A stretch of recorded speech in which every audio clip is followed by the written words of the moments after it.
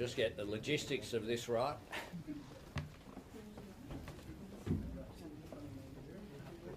Megan's speaking first, so you should be over that side. Yeah, so Megan, and yeah, because she'll be here. And Marcia? Marcia and Ken, if you come over. Marcia? Marcia? This is because people who are speaking. Make way for the Senior Australian of the Year.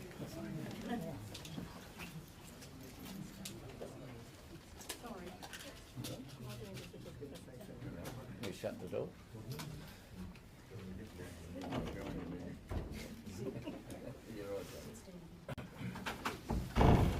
Feel free to squish in a little bit. Here come Patrick.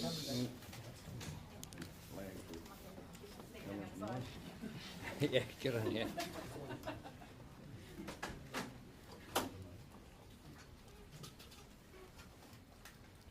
Bringing people together starts here on this stage, literally. We right to go? The Uluru Statement from the Heart invites all Australians to walk together to a better future.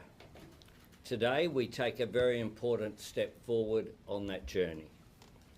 After many months of careful consideration on the draft form of words that I presented at Garma last July, the Referendum Working Group and the Government have agreed on the provisions that all Australians will vote on in this year's referendum.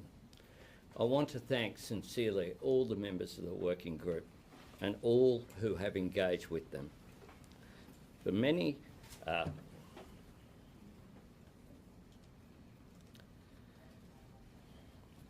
this moment has been a very long time in the making, yet they have shown such patience and optimism through this process. And that spirit of cooperation and thoughtful, respectful dialogue has been so important at arriving at this point in such a united fashion. The question that Australians will be asked at this year's referendum is a very simple one. It will read, a proposed law to alter the Constitution to recognise the First Peoples of Australia by establishing an Aboriginal and Torres Strait Islander voice. Do you approve this proposed alteration? That's the question before the Australian people. Nothing more, but nothing less. And the provisions that Australians will be voting to approve are as follows. Chapter 9, Recognition of Aboriginal and Torres Strait Islander Peoples. 129, Aboriginal and Torres Strait Islander Voice. In recognition of Aboriginal and Torres Strait Islander peoples as the first peoples of Australia, 1. There shall be a body to be called the Aboriginal and Torres Strait Islander Voice. 2. The Aboriginal and Torres Strait Islander Voice may make representations to the Parliament and the Executive Government of the Commonwealth on matters relating to Aboriginal and Torres Strait Islander peoples. 3.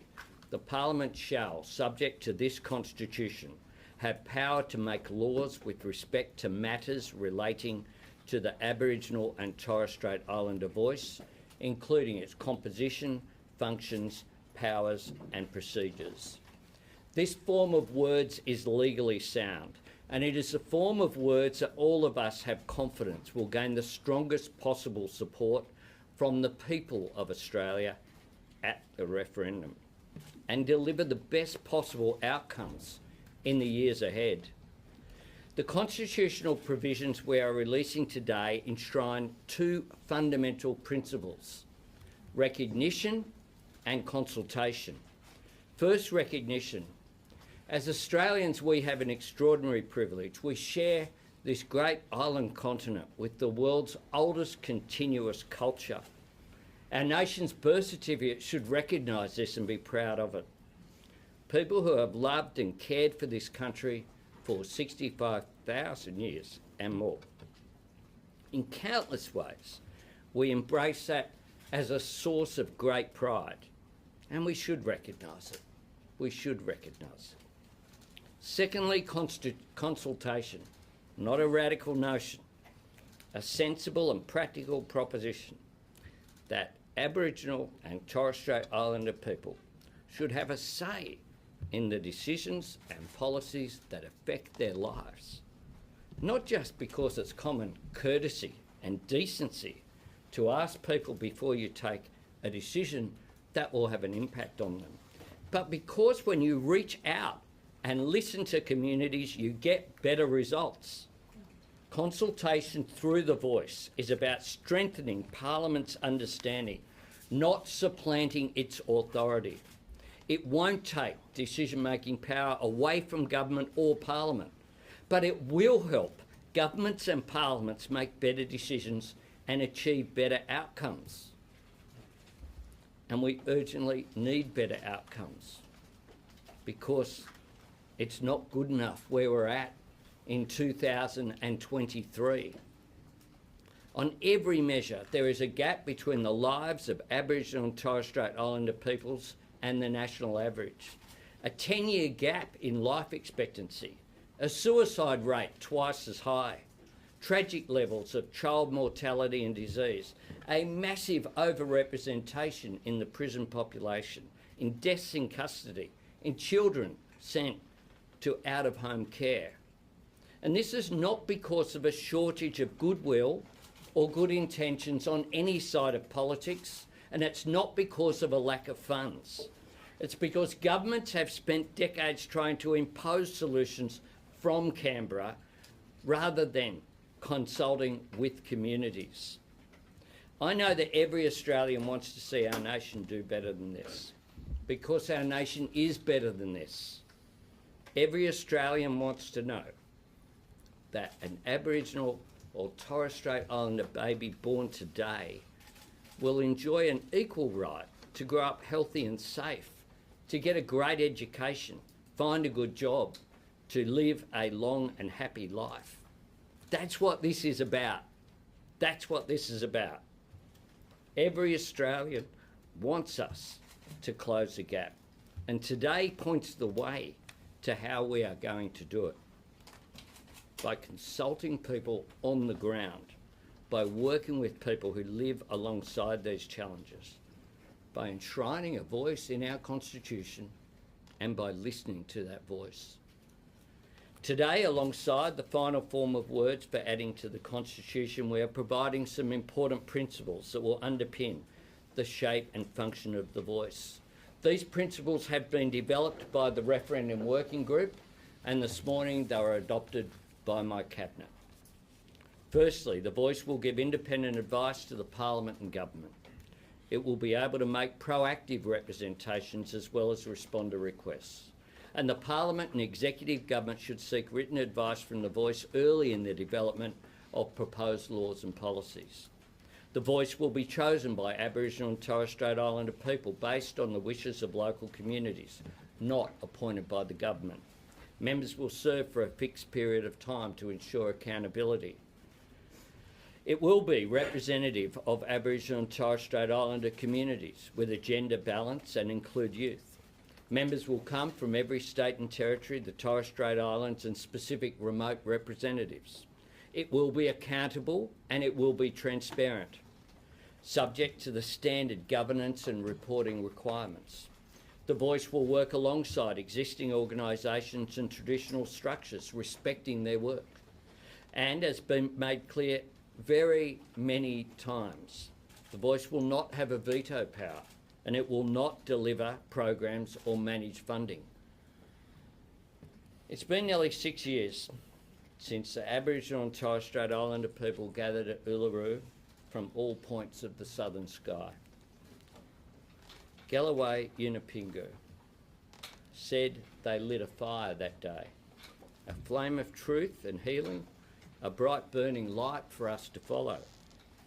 The Uluru Statement from the Heart and this referendum also presents every Australian with a historic democratic opportunity a chance to show the very best of our national character, our fundamental optimism, our deep sense of fairness, our instinctive respect and kindness for each other.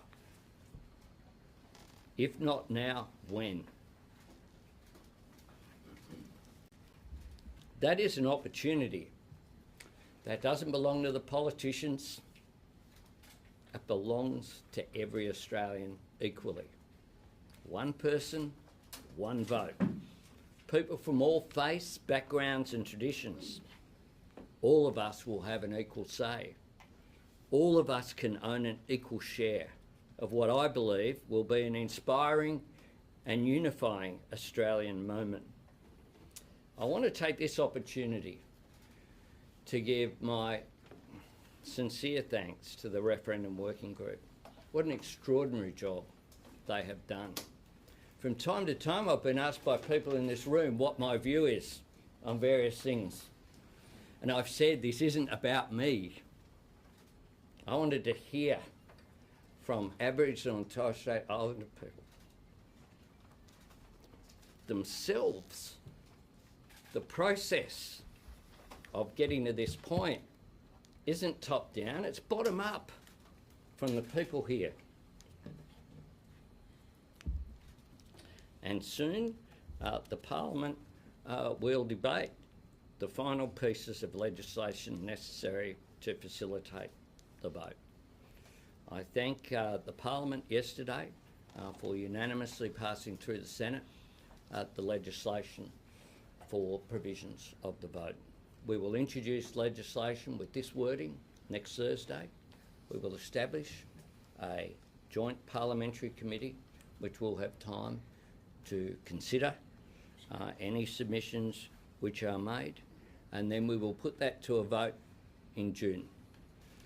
To be very clear, because I was asked this question this morning, are there any circumstances in which this will not be put to a vote? The answer to that is no. Because to not put this to a vote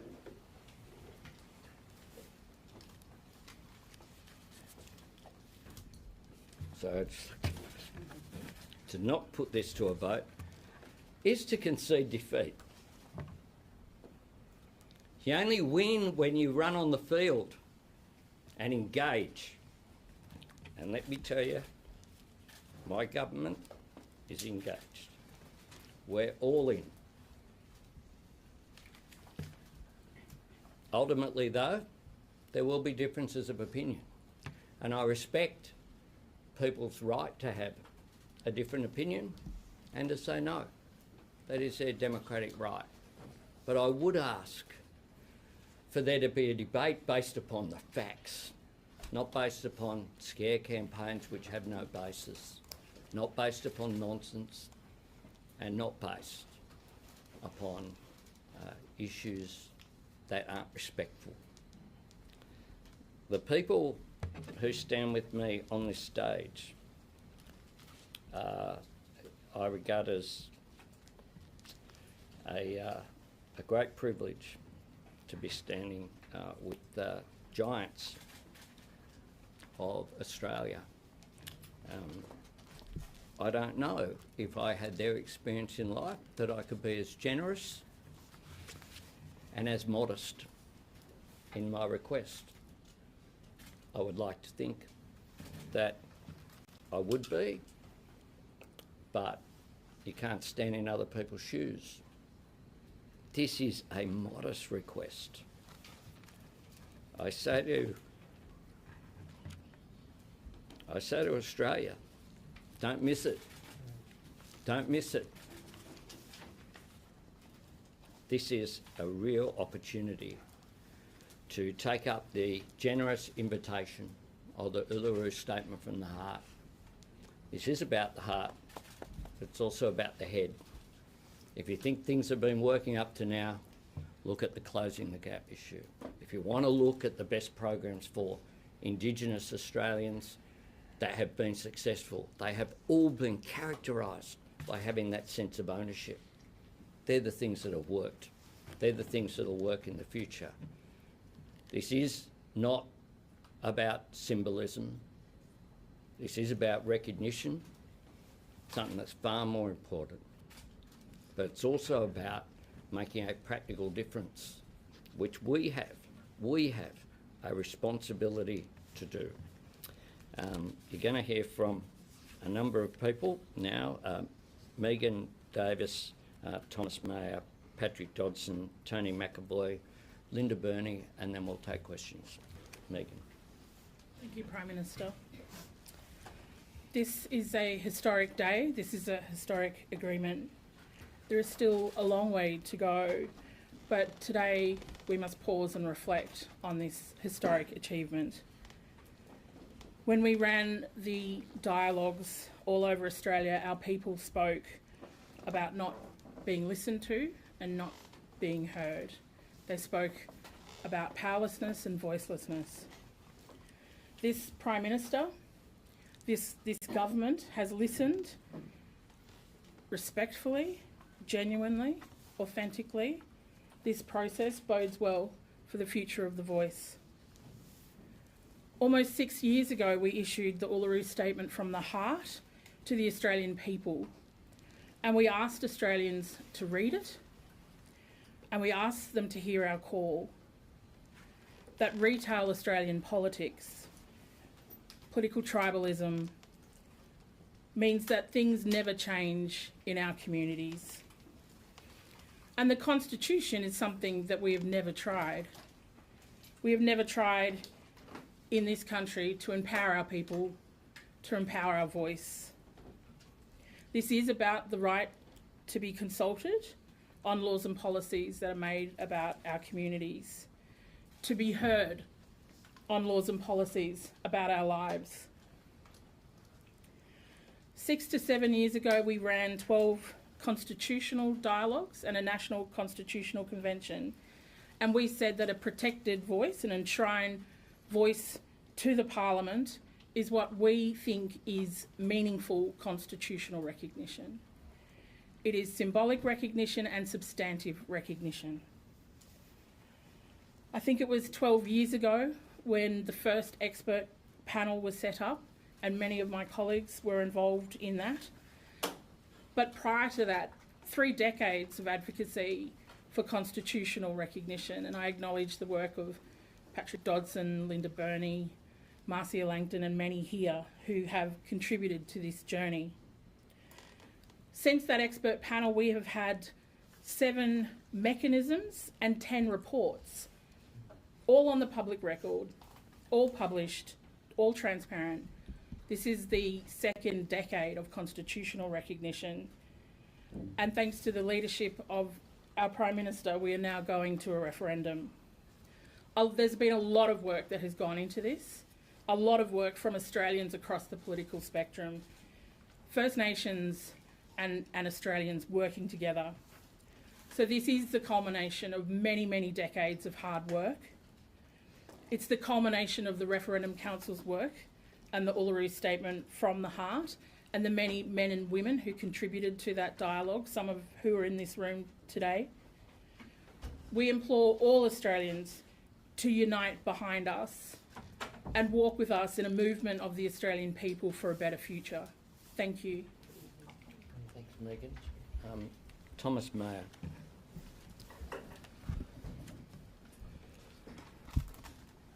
You've heard about the incredibly hard work we've been doing as Aboriginal and Torres Strait Islander people. This is the culmination of generations of work.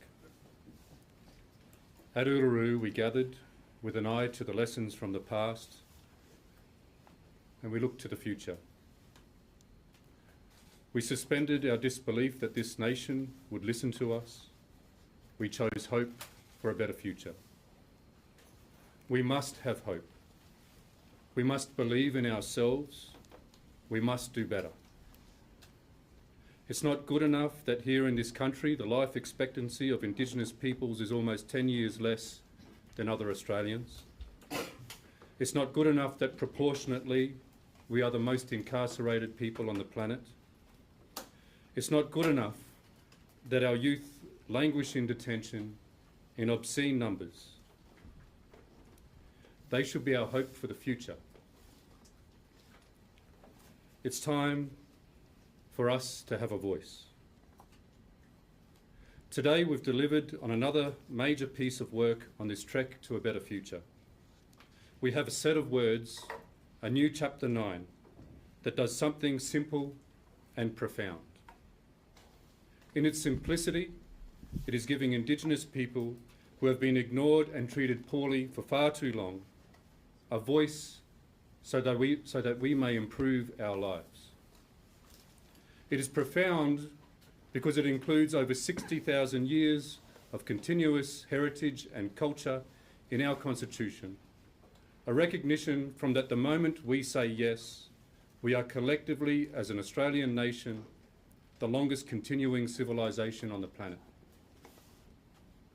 The Constitution Alteration Bill goes to Parliament next week. Indigenous people will be watching. We want this to be above politics. We are tired of having our lives used as a political football. We want all Australians to hear us, not just in rare moments like this, but any time decisions are made about us. We want you to believe in yourselves, believe in us walking together, believe we can do better. We want the Australian people to vote yes. Thank you. Thanks, Thomas. Patrick Dodson. Thank you. The words that ring in my head from the Uluru Statement is the tyranny of our dispossession. And today is a clear example where the government and the Aboriginal leadership here have laid the foundation to actually give hope to the reversing of that tyranny, because a successful referendum will give the Aboriginal peoples a voice to the Parliament and to the Executive on matters that affect them. This requires all Australians.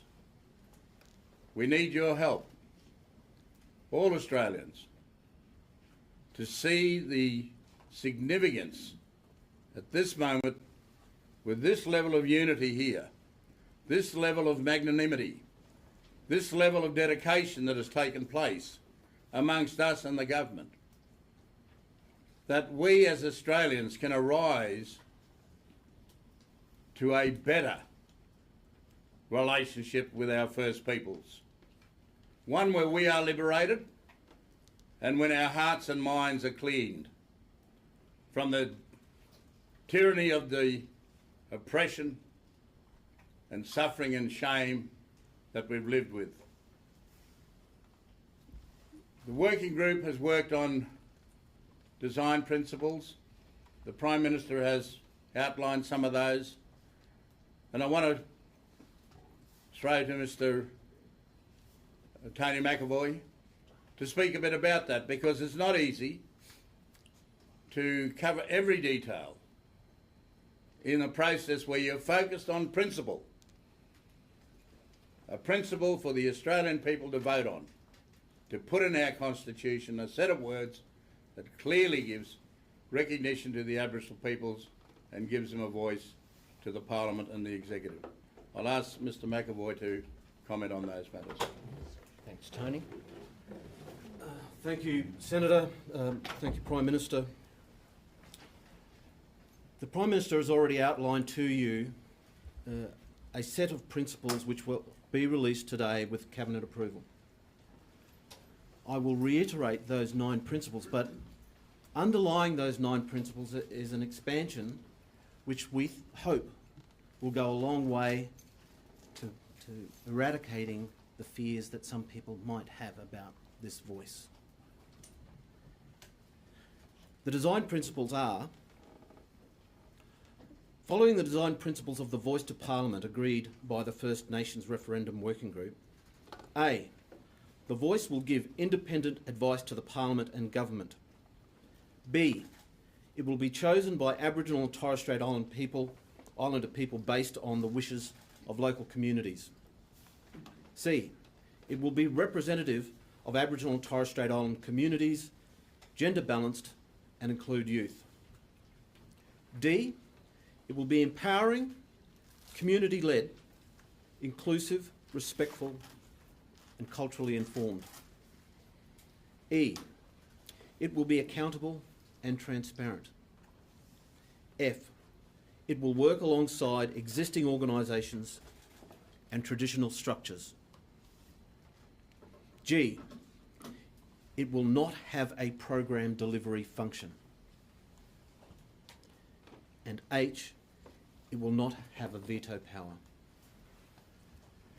The referendum working group encourages everybody that has an interest in this process to pay close attention to the design principles. This is how we set out where the voice should go. Thank you. Thanks very much, Tony. Linda Burney. Thank you, Prime Minister.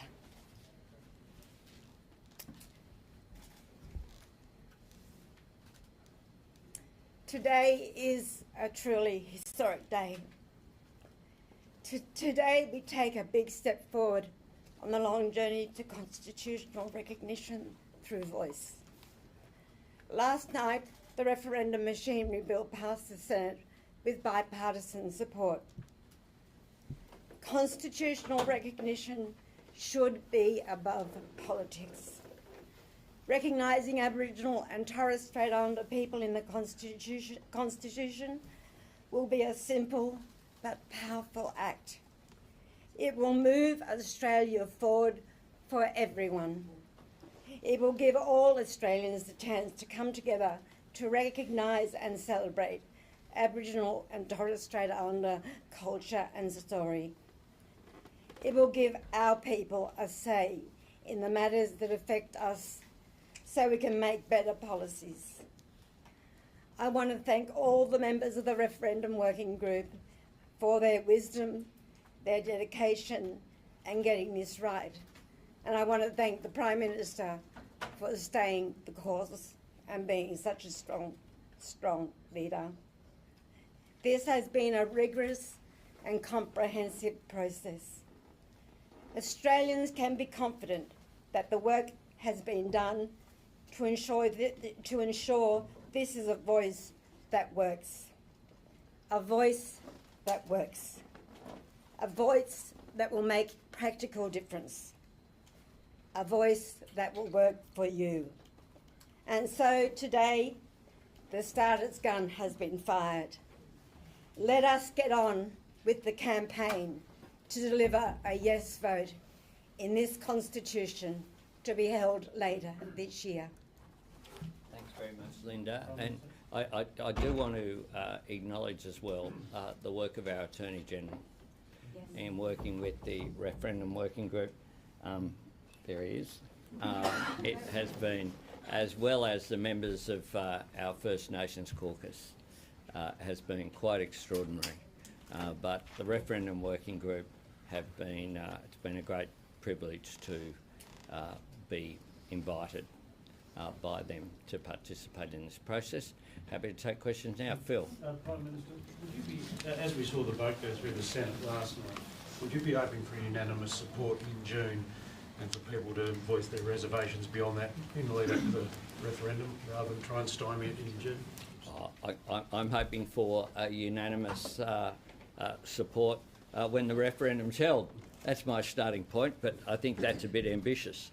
But it's not too much to ask that people, I think it would be a very brave member or senator who said they don't want Australians to have the right to vote on this.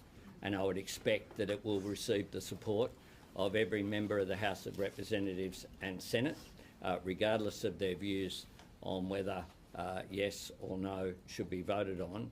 And I can say that in an authorised way that I briefed the leader of the Liberal Party, Peter Dutton, and the leader of the National Party, David Littleproud, in between the Cabinet meeting and this press conference, and it was a courteous meeting. Prime Minister, obviously Yep. this is a great show of unity here in this room, but these are not the people that you have to convince to vote yes. What do you say to the portion of Australians who may be considering voting no?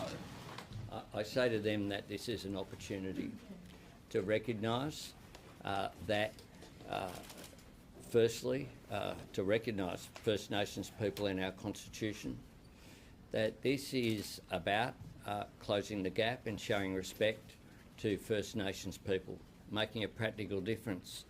But I say to non-Indigenous Australians, this is also about you, because it's about how our nation sees ourselves, whether we have the confidence to embrace our history in all of it, in all the wonder that we have of sharing this island continent with the oldest continuous culture on earth, should be a source of pride. But it also should be a source in which we're prepared to acknowledge that what we've done up to now hasn't worked. If it worked, we wouldn't have closing the gap reports. We can't keep doing the same thing. If you keep doing the same thing, you get the same outcomes. And we know that when First Nations people are consulted, when you look at issues like justice reinvestment, community health programs, the Indigenous Ranger programs, the success stories that are there, they are ones in which Indigenous people have been involved, not things that have been imposed for them. So I say we have had 122 years largely of doing things either to or for Indigenous Australians. What this is about is doing things with Indigenous Australians. Can I just ask, there's a lot of emotion on the stage here today, including from yourself and some of the members up there with you. Why is this such an emotional day, announcing these words? It's a big deal. It's about justice. I grew up, and I'd ask anyone else to add, but I grew up including with a little kid at my primary school who was an Aboriginal Australian who didn't talk about it. I'm not sure about what all their circumstances were, but we've all had experience of, I grew up not far from Redfern, and a lot of kids from Redfern came to my school, and I had that contact. We didn't acknowledge country. Now we do, and we're richer for it. And we feel, certainly I feel, as the Prime Minister, an incredible responsibility to make a difference. There's a whole lot of things that we do in this place that no one will remember in a year's time or a day's time. This matters. This matters, and I don't know if anyone else wants to. Prime Minister, sorry, is it possible to hear Professor Langton?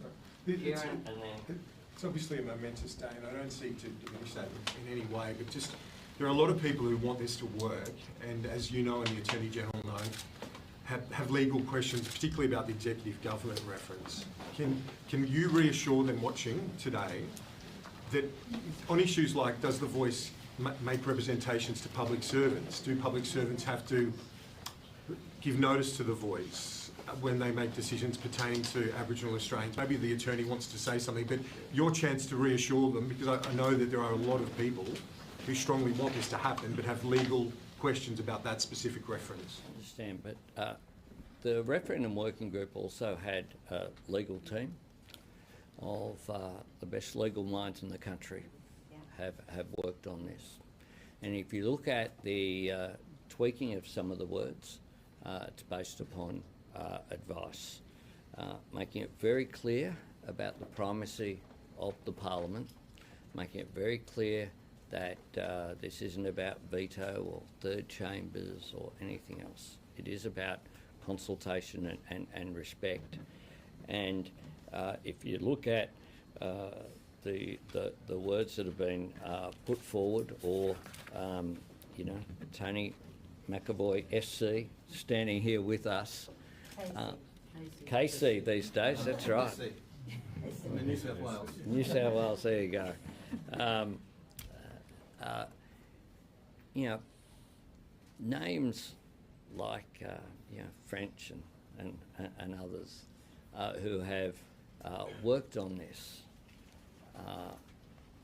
have been very, very clear about their advice, as was the principles that have been worked on by the referendum group, and pay tribute to Marcia and Tom, who are here, who appointed, and to Ken Wyatt here, who commissioned that work as Minister and took it to the Cabinet on multiple occasions. This isn't something that's just come out, as I said, at Gama. It wasn't something whereby I said, oh, I'm going to give a speech at Gama, how about I come up with something? This has been decades, literally, in the making. It is very, very clear, the advice, the words that are being put forward are even stronger. We don't necessarily believe that was necessary if you look at the legal advice that was there. And there was legal advice prior to my speech at Gama, but the referendum working group have been incredibly generous in being in considering, okay, how do we maximise, how do we rule out any of the nonsense which is out there about what this will mean.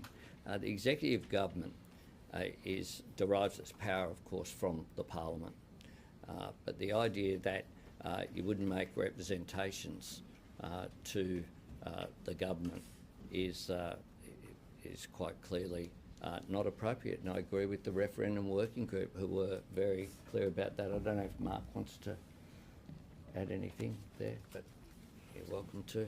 Thanks very much, Prime Minister. The process has worked, in answer to Kieran's question, the process has worked exactly as it should have.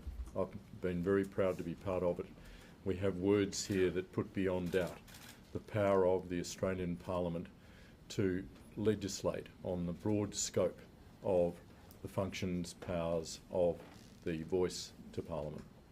Prime Minister, just in relation to the question, are you open to any alteration through the parliamentary process in terms of the debate that occurs? Are you open to taking feedback and changing this question at all? And just secondly, in terms of the process of the people who are on The Voice, how many people do you anticipate will be on The Voice, and will they all be elected via a ballot process, or are people keen to understand how democratic the process would be? We are distributing the principles today of it, and of course the principles will be determined, will then be the basis of the legislation. And if there is a yes vote, we will establish a process in order for that to be worked on, including a parliamentary process which will involve the whole of the Parliament, regardless of where people stand, to develop that legislation going forward. Prime Minister, hang on, you only get one. There's a lot of people. She did ask you about the question and whether it could be altered. Well, of course it can be altered. We have a parliamentary process. Of course it can be altered. People can have the numbers to alter it. I've said, though, very clearly and unequivocally that this is the government's position. We've arrived at it on the basis of the consultation process with the referendum working group. This is something that has come up from the fine men and women who stand beside me now, and I would take a lot of convincing before I would support any amendment. This is quite clearly what we are going forward with. This has been adopted by the Cabinet, and I don't know how we can make it clearer than that. Prime Minister, further to Kieran's question, on the inclusion or the addition of the words of the Commonwealth, and perhaps the Attorney would like to answer this as well, is that because of suggestions made by the government, by the Cabinet, by yourself, and is it to clarify, or is it to curtail the prospect of High Court judgments? No, it's about clarification based upon the advice that we received We had a bunch of lawyers sitting in various rooms advising the referendum working group.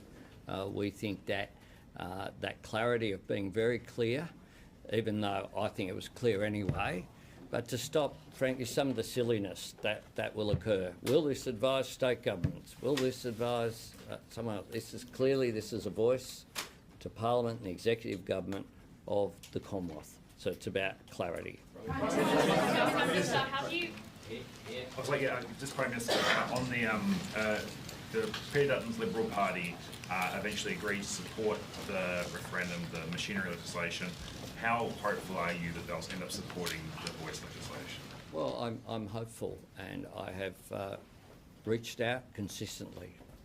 It's one of the reasons why, you know, we've been going through this process in a respectful manner.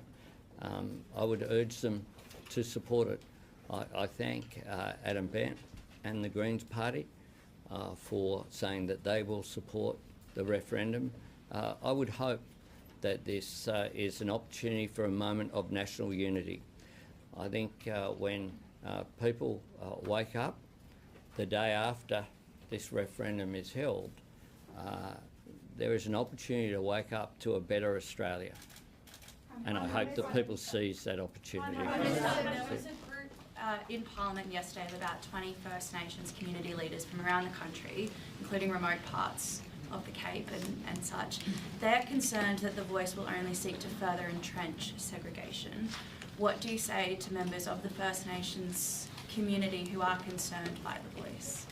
Marcus is... I think I just want to be clear that we're not a homogenous group as Aboriginal and Torres Strait Islander people. We're going to have parts of our community that don't agree, but we carry a responsibility to make sure we bring them along on this journey. So we understand that there's going to be people coming through Parliament, like there's us here who are advising government, who are going to have a difference of views. But today is a monumentous day because the start gun goes. The race begins towards a yes campaign. And we've got an opportunity on the Sunday after a referendum to wake up a better country. And that's what's in front of us. That's the opportunity, that's the moment, and we can't lose sight of that. We'll work with our communities closely. If I think back to the question a little earlier around what does representation look like, there's a responsibility that we go out and speak to our communities to understand how they want to represent themselves as well. That's why we've got the design principles, that's why we've got confidence in it, but we can't actually lose sight of the moment in history of where we stand today and where we'll get to, hopefully, on the Sunday after the referendum. Just on the wording, there was obviously some reporting about the Attorney General's proposal on executive government and so on, some additional words there. I would just like to know why that wasn't in what we're seeing today, and do you have concern about the lack of the bipartisan support, not for next week obviously, that looks like it's going through, but to the voice, if Liberals are campaigning actively against it, are you concerned? I would like people to be voting for it, but we're a democracy and people will make their own decisions. What I do, though, is lead a political party that is totally united about this, not just united in support, united in passionate support. The words, notwithstanding, you know, there was an article today in the paper that I have no idea where that came from, frankly, that was just wrong. What we've been doing is working through these issues consultatively, in a respectful way, in order to achieve this outcome. And this is, to be clear, an absolutely united position by the referendum working group and the Cabinet that I'm proud to chair. Absolutely united. Last one. Prime Minister, another criticism made You get last one. Prime Minister, another criticism, made by this group yesterday was that previous bodies haven't delivered the outcomes that were intended. Why will this be different, and what measures and safeguards are in place to ensure that the gap is finally closed? Marcy, do you want to? Well, anyone can jump in there. Yep. Yes, there have been many advisory groups and consultative groups and councils, there's no evidence to suggest that they didn't work. You know, I have been around since the very first one, and indeed they did make a very positive difference. But what has happened in most cases is that with each election, a party will use as its appeal to the voters that it will get rid of this XYZ body because it's clear that it's not working. And that's happened, I think we reckoned 7 times in our history. And, you know, there are some of us here who've lived through every one of those encounters. There's no evidence for the proposition that they didn't make a positive difference. In fact, some of them made an enormously positive difference. But, you know, it was in a room like this, elsewhere on the planet, where the idea of the alternative facts was announced to people just like you. And this is what we are contending with constantly. I want to acknowledge people who are not here today. You know, there are wonderful people who've been with us on this journey.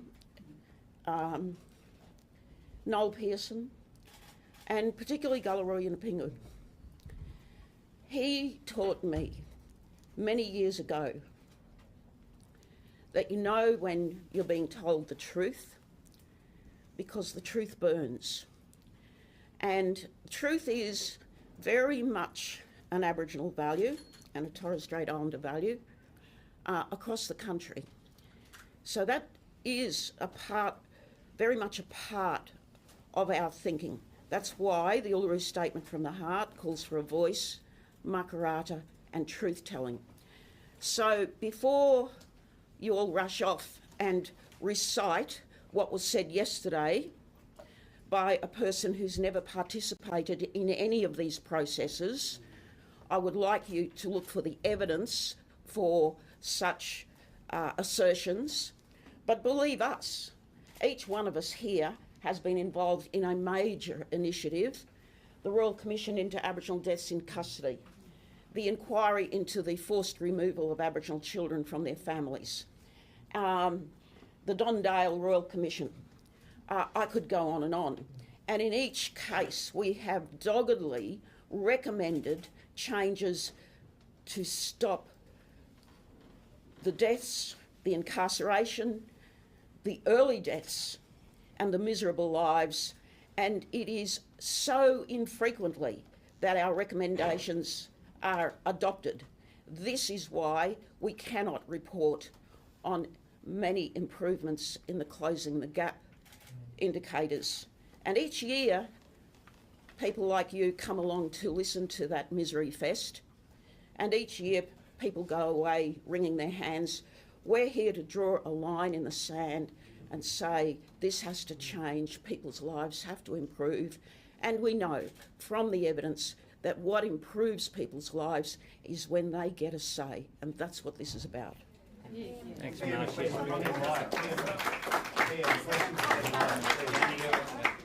Prime Minister, clearly there is a weight to history of this year. We could hear that in your initial address.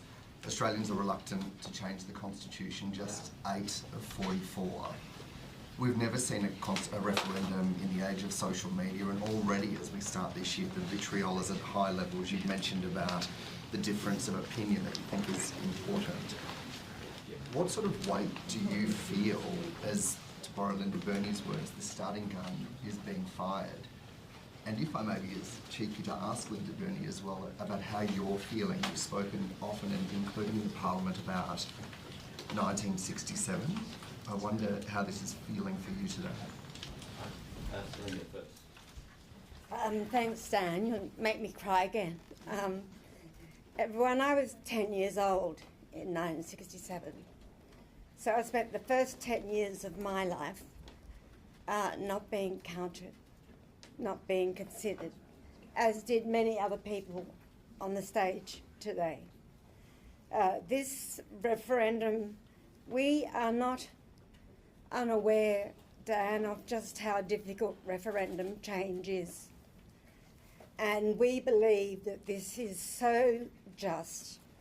We believe that this will appeal to the fairness of the Australian people. And we believe that we have history on our side. And we are absolutely committed to the referendum. There is, collectively on this stage, we've been around a very, very long time. We've seen the good and the bad. This is good. Thanks, Dan. Can I say as well, I do feel a weight of responsibility. It is a risk having a referendum. They usually don't succeed. If you were just about, positioning on politics as usual, you mightn't do this. But the people here can't wait. They can't. They've waited so long. The people who aren't here, like Noel and others as well, they've waited a long time for justice. And this is something where they are making such a modest request that I do feel a responsibility. I was very conscious about it when on the evening of the 21st of May, I began my Prime Ministership with a declaration about a referendum. I knew what I was doing. I knew the weight that was there, and I knew how that would be received by people on this this occasion who are sharing this day with us. But I also knew I had my party completely behind me. I also knew that I wasn't staying in this place, making the relatively modest sacrifices and now privileges that I get to occupy the space. I'm not here to occupy the space, to change who's in the white car. I'm here to change the country. And there's nowhere more important than changing the country than changing our nation's constitution to recognise the fullness of our history. So I want this done for Indigenous Australians, but I want it done for all Australians. We will feel better about ourselves if we get this done. We'll just feel better. And you know what? I've said this, and this has been contested. But the truth is that Australia will be seen as a better nation as well by the rest of the world.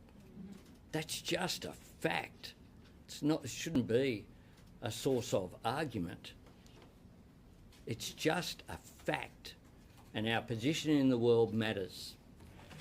People will have the opportunity to progress. I conclude today by saying that my thoughts are with one of the greatest of all Australians, Galloway Yunupingu, at what is a very difficult time for him and his family. Thank you. Thank you.